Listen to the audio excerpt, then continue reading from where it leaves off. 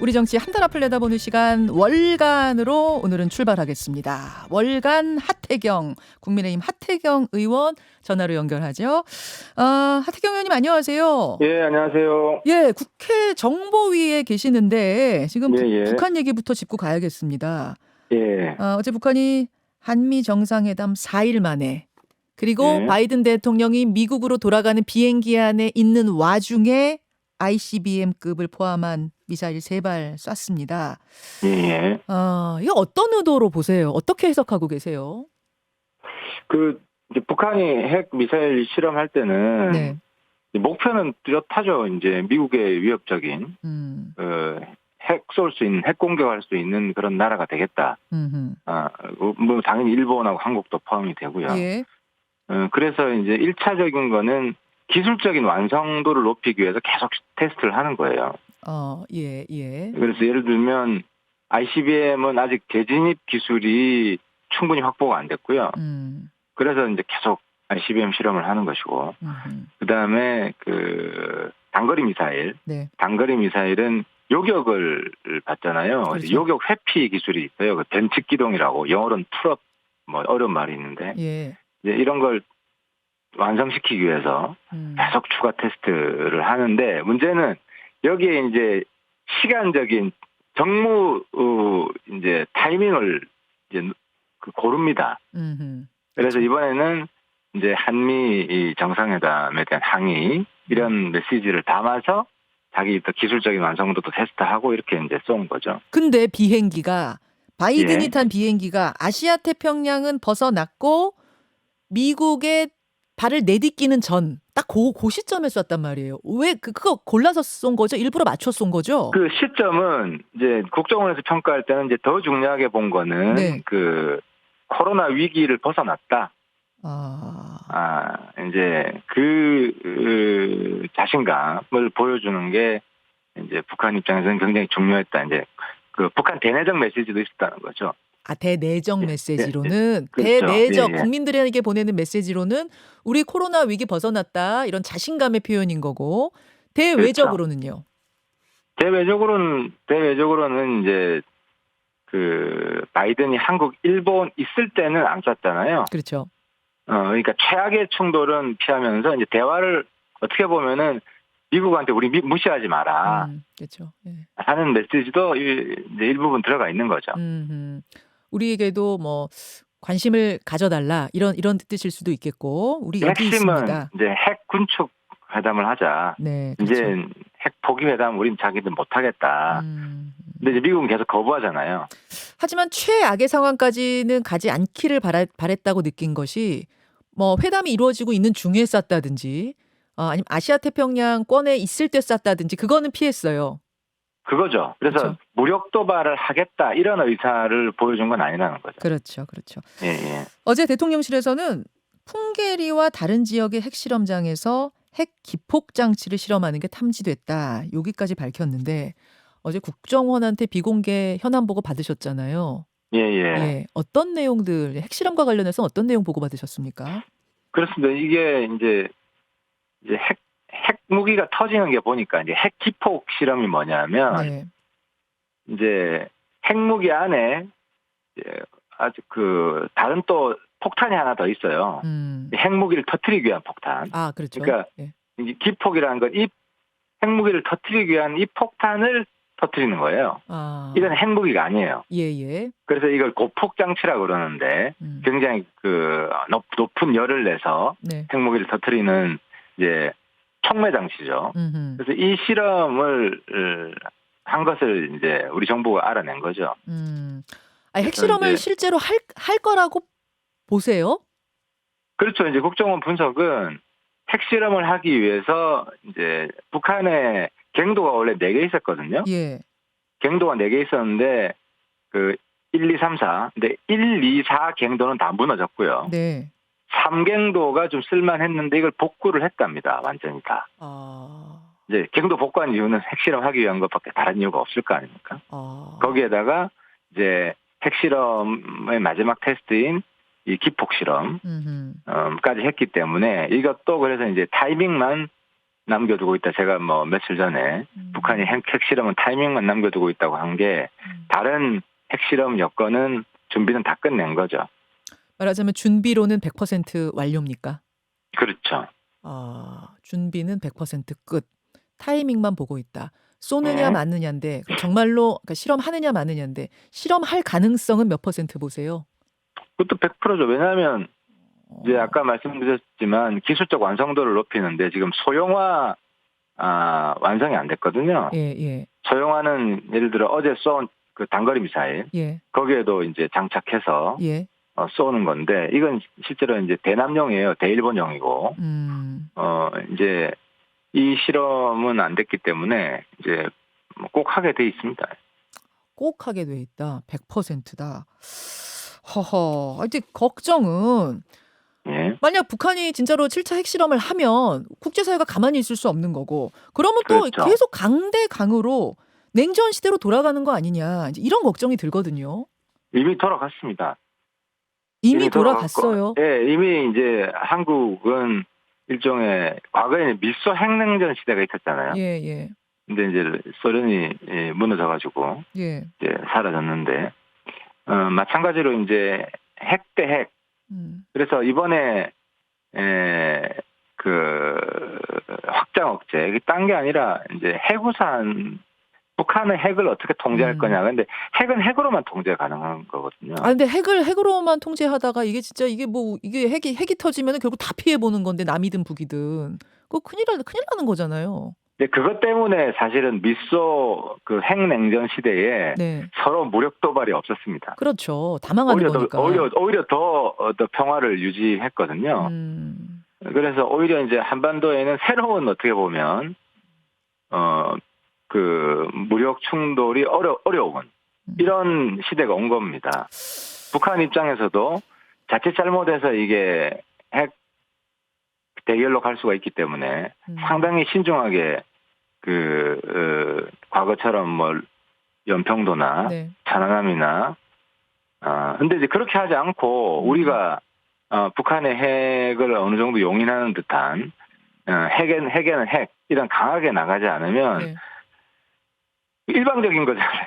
알겠습니다. 북한이 핵 위협하는데 우리는 가만히 있으면 계속 도발해도 우리는 어쩔 수가 없는 거예요. 이게 결국 그럼 이제 대화의 물꼬를 트고 뭐 예전에 몇 자 회담 했듯이 뭔가 이런 게 좀 갈 가능성 있어요?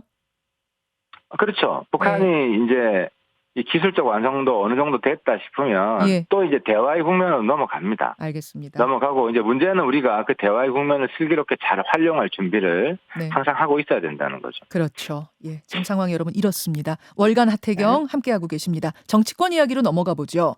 예. 지금 지방선거를 코앞에 두고 민주당 내용이 심각해 보이는데 하 의원님 객관적인 시점에서 오늘 월간이니까 좀 객관적인 시점에서 이 돌아가는 양상, 민주당 돌아가는 양상 어떻게 보고 계세요? 그러니까 지금 이제 민주당 내에 논란을 만드는 게 박지원 비대위원장인데 걸핏병은 좀 개혁적이고 쇄신적인 얘기를 하는 것 같은데 내용을 따지고 보면 굉장히 위선적이고 뒷북이에요. 그게 무슨 말씀이세요? 위선적이고 뒷북? 예, 왜냐하면 586 용태 이야기를 하잖아요. 네네. 근데 586 용태 이야기를 하는 시점이 이거 공천 때 했어야 돼요. 공천 때. 지금 예를 들어서 이번 지방선거 광역단체장 후보로 나온 586이 몇 명인지 아세요? 몇 명이에요? 아니 586 용태 이야기했으면 광역단체장 후보, 지방선거 후보에서 586 모두 못 나가게 했어야죠. 이때 싸움을 걸었어야 진정한 국민들이 볼 때도 정말 쇄신을 위해서 싸우고 진정성이 있다. 절반이 넘어요. 제가 세어보니까요. 절반이 넘어요? 17명 중에 9명이에요. 네네. 아니 그러면 지금 나간 사람 586들은 뭐냐고요. 그리고 또 한 가지 이재명 후보는 뭐냐고. 이재명 후보 막았어야지. 이재명 후보는 586 운동권 출신은 아니잖아요. 그러니까 지금 민주당의 쇄신을 가로막는 게 방탄정당 되는 게 사실 이재명 후보잖아요. 사실 이재명 후보 수사를 덮을 수가 없고 수사가 되면 본인에 대한 정치 탄압이라고 이번에 당선돼가지고 당대표가 되면 계속해서 이 탄압 정국, 대결 정국, 협치는 끝. 그럼 민주당은 발목 잡기 정당 이러면서 민주당 지지율 더 떨어질 거고. 그렇게 되는데 정작 쇄신이 필요할 때는 목소리 높이 얘기 안 하다가 지금 586 출마 다 해놨는데 그것뿐만 아니라 구청장들 네. 그 밑에 시의원, 구의원 따지면요. 네. 586 정당 아니에요, 민주당이. 그게 공천 때 싸웠어야 될 거를 지금 싸우게 되면. 예. 그래서 위선적이라는 거죠. 그러니까 정무적으로 봤을 때 지금 일단 타이밍이 뒷북 타이밍이다. 그렇게 보시는 거고. 아니, 최신의 성과를 만들어낼 수 없는 시기라는 거죠. 그 내용의 원론적인 내용을 보고는 어떻게 생각하세요? 그러니까 586보다 못한 사람들까지 다 몰아낸다는 것도 분명히 하죠. 예를 들어서 지금 586 밑에 세대가 네. 그 586보다 못하거든요. 이준석 대표도 이야기를 했더라고요. 제가 뭐 이름을 이야기 안 하겠지만 뭐 김보 뭐 등등. 그러면 그 민주당의 거의 80%를 사실 쇄신해야 된다는 이야기거든요. 저는 민주당이 다시 태어나려면 그렇게 해야 된다고 봐요. 근데 586보다 더 못한 사람들도 같이 이 정리돼야 된다는 메시지를 내야 되고 그 타이밍은 지방선거 이후죠. 이후다. 그러니까 지금 타이밍이 이제 늦은 거죠. 타이밍적으로도, 그러니까 정무적으로도 늦었다고 보시는 거고, 내용으로 봤을 때도 586 퇴진한다고 그럼 그 밑에 그 아래 후배들은 그러면은 뭐 쇄신을 얘기할 만한 사람들이 남느냐, 그것도 아니라고 보시는 거예요. 그러니까 민주당의 479는 586보다 못해요. 479 이렇게 되는 건가요? 네. 40대 70년대생 90년대 학번. 예. 479 얘기까지 나왔어요. 그러면 뭐 민주당 문 닫으라는 소리 하시는 거예요, 지금? 아니, 그 정도로 쇄신을 할 필요가 있는 상황이 된 거죠. 근데 이제 아무튼 공천 때 이야기를 했으면은 정말 저도 박수를 쳐줬을 텐데. 네. 그럼 앞으로 어떻게 전개될 거라고 보세요? 좀 객관적으로 이제 뭐 정치 오래 하신 분이 보시기에. 그럼에도 불구하고 저는 근데 이제 이 비대위원장이라는 게 선거 지면 물러나는 자리잖아요. 네. 근데 뭐 선거 지더라도 안 물러나가고 계속 586 플러스 알파 용태 투쟁을 하고 민주당 쇄신 투쟁을 하면 저는 박수를 크게 칠 거예요. 박수를 크게 치고 그렇게 되면 우리 당도 훨씬 더 긴장을 할 수밖에 없고 서로 쇄신 경쟁이 되고 생산적인 국회가 될 거고요. 근데 선거 이후에 뭐 검수완박도 반성 안 하잖아요. 특히 박지원. 검수완박에 대해 반성하지 않는다? 네, 잘못했다고 반성 안 하잖아요. 그러니까 이게 아주 좀 노회한 정치꾼의 반성이지 이 개혁 세력의 진심 어린 반성이라고 좀 타이밍이라든지 내용이라든지 둘 다 보기는 좀 어려워서 전 후한 점수를 주기는 어려워요. 노회한 정치꾼의 반성이라고 지금 그러셨는데 정말 노회한 정치꾼이었으면은 이 타이밍에 냈을까요? 개인은 부각이 되잖아요. 개인이 부각이 된다. 송영길 대표가 대선 때 한 이야기랑 똑같잖아요. 586 송영길 대표가 용태론. 그 대선 국면 때 586 용태론 이야기를 했다가 본인이 지금 출마한 거 아닙니까? 본인만 뜨고 실제로는 민주당 이루어지는 것도 하나도 없고. 근데 딱 이제 민주당의 리틀 송영길 같은 행태를 보이고 있는 거고요. 리틀 송영길? 그죠. 이제 스타일리스트죠. 본인 부각하기 스타일리스트라고요? 네, 본인 부각하는 것밖에는 지금 아무것도 없어요. 그러면 지금 박지원 위원장의 이런 그 기자회견 뭐 이런 주장에 대해 일제히 비판하고 있는 지도부들에 대해서는 어떻게 생각하십니까? 그건 더한 사람들이고요. 그러니까 어쨌든 개혁하겠다는 건데 그러면 뭐 그 지방선거 끝나고 구체적인 계획을 논의하자. 내용적으로는 우리 당 쇄신이 필요하다. 근데 사실 그 윤호중 물러가라는 이야기잖아요, 내용은. 박지원 위원장 내용이 그렇게 해석이 그렇죠. 돼요. 박홍근 물러가라는 이야기고. 내용은 그런 건데 그럼 사실 그 지도부 입장에서 이제 뭐 선거 결과가 안 좋으면 물러가야 됩니다. 둘 다. 물러가야 되는데 미리 그런 박지원을 좀 보완해주는 그 자체가 말이 안 되는 이야기. 지금 타이밍이 안 맞긴 하지만. 근데 민주당이 대선 때 보면 송영길 혼자 이야기하고 아무도 안 도와주잖아요. 왜냐하면 실제로 물러나야 되니까. 제가 지금 궁금해지는 게 그럼 지금 이 내용의 본질을 뭐라고 생각하시는 건데요? 본질. 무슨 투쟁, 무슨 갈등, 본질이 뭐라고 보세요?